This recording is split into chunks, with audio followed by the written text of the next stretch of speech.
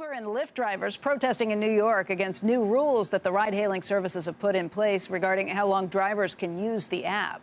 This is the result that comes after New York City introduced congestion charges earlier this year. Or actually, this is different from that. The congestion prices earlier this year was something that Uber supported, but this is just emblematic of changes that are happening across the company. So across the country? Who's responsible for the changes that drivers are undergoing, and how will these new rules affect Uber and its drivers?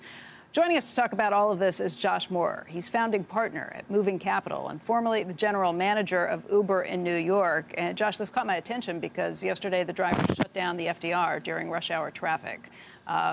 It's something that we're seeing happen across the country, though, with California legislation, too. What do you think? Yeah, well, shutting down traffic is not a good way to bring anyone onto your side. Ultimately, it's unintended consequences of laws that are created, some with good intention and some to score political points against Uber. Ultimately, if Lyft shuts down their app for everybody, it puts Uber in a situation where they have to respond. My read of it is that it's actually more in advance of the utilization thresholds that are going to come into play in the next few months. What do you mean? That really take away that flexibility that drivers join Uber to take advantage of. Because of congestion pricing and congestion rules, they don't want too many cars in New York City at any given time. So. Yeah, it's about saying if you're going to have a car on the road, it has to be used X percent of the time, let's call it 70% of the time.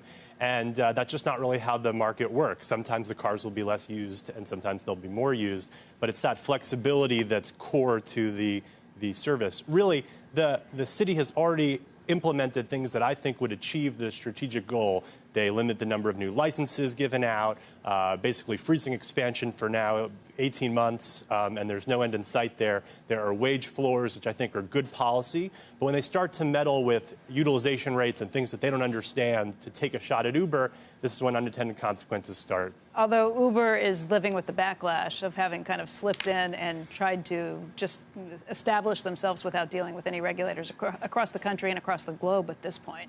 You see it in France, you see it in California with these minimum wage laws that are really targeting Uber and Lyft and others. Look, I don't work at Uber. I did for a long time, and I would say that the idea that they're unregulated is not really true. New York City, Uber abides by the regulations that have been in place for decades. Let's just go back. Let's go back. I mean, when Uber first came in under Travis Kalanick, that was kind of the way. And it's the Silicon Valley way. Move fast and break things. Get in before people really have time to figure out what to tell you what to do so that you can help set the regulation down the road. Yeah. But that did create some bad feelings with regulators. Here's what I think. Ultimately, it comes down to employment laws being written decades before things like Uber could exist, right? And so the big question ultimately is, are Uber drivers employees or contractors? If you look at the laws as they were written, long before smartphones or Uber or anything like that, it said if the worker sets their own schedule, brings their own equipment and things like this, then they're independent contractors. If they're controlled by a company, given uniforms, given their equipment, they're not.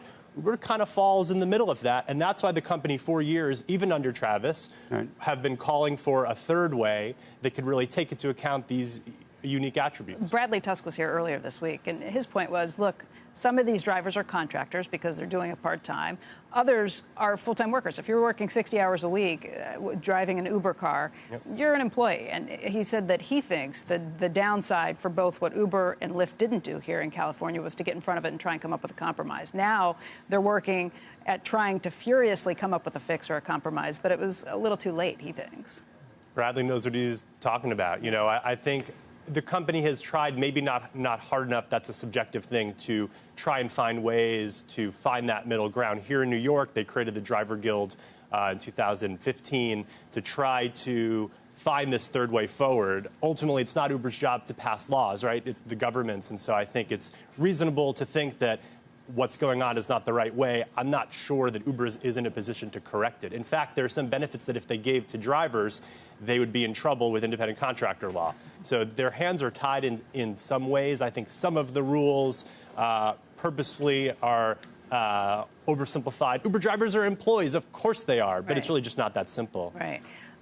Ultimately, what do you think this means for the ride-hailing companies, just in terms of trying to fight this legislation? Do you think they eventually find a way where everybody can coexist? In New York specifically, I'm seeing two different kinds of laws passed, ones that are sensible and ones that strike me as vindictive. And the sensible ones tend to come from the council, and the vindictive ones tend to come from City Hall as sort of this backlash from the campaign that actually I led 5 years ago. And so at some point, you just need to pick a path, and I think the sensible regulations make sense and are great, and Uber broadly supports them.